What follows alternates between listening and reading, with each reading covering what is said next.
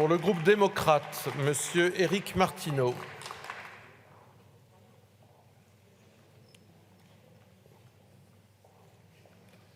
Qui s'élance.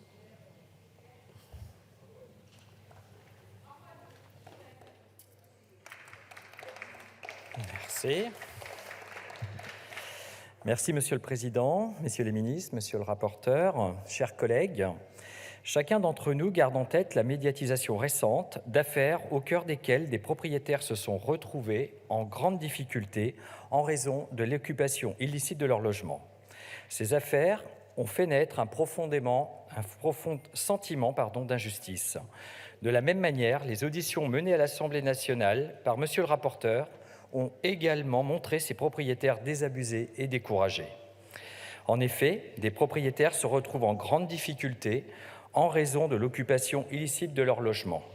Cette situation touchant aussi bien les résidences principales que les résidences secondaires, ici et là sur notre territoire.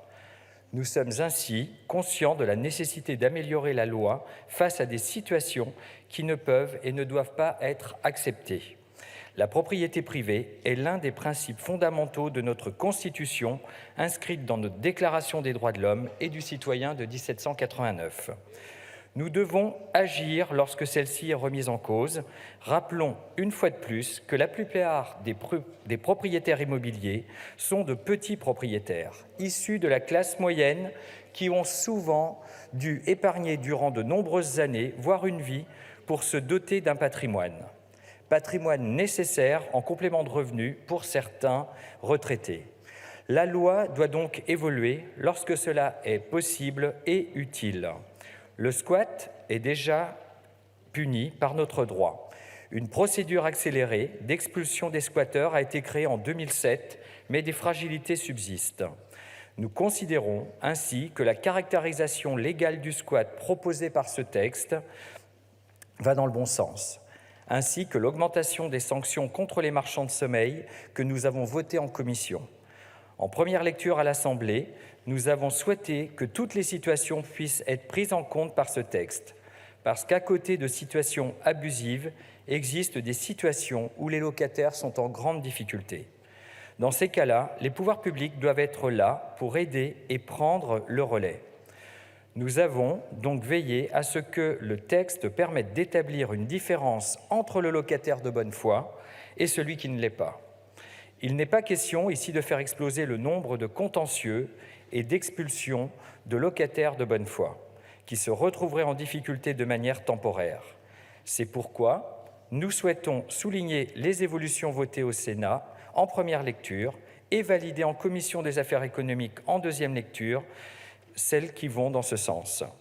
Je pense notamment au fait de considérer le squat comme un vol, mais également au maintien du pouvoir d'office du juge, pour qu'il puisse s'autosaisir et accorder des délais de paiement aux locataires défaillants, et suspendre la résiliation du bail s'il estime le locataire défaillant de bonne foi. Nous avons également souhaité l'absence de peine de prison pour les locataires défaillants qui se maintiennent dans les lieux. Enfin, conserver un délai de 6 semaines entre l'assignation et le commandement de payer nous semble raisonnable, car un délai trop court risquerait d'engorger rapidement les tribunaux.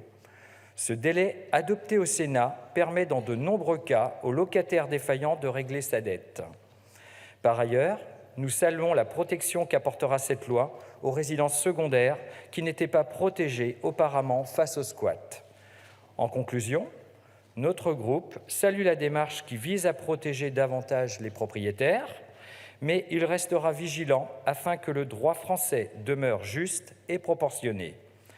Préserver le droit de propriété tel que décrit par les institutions, donner aux propriétaires des outils efficaces et offrir à chacun les moyens de l'accompagnement nécessaire pour être logé dignement, tel est notre objectif. Cette proposition de loi n'entache en rien la poursuite de notre combat en faveur d'un logement digne et accessible à tous. Nous travaillerons à une grande loi sur le logement avec le ministère. Vous pouvez compter sur nous. Je vous remercie. Merci, monsieur le député.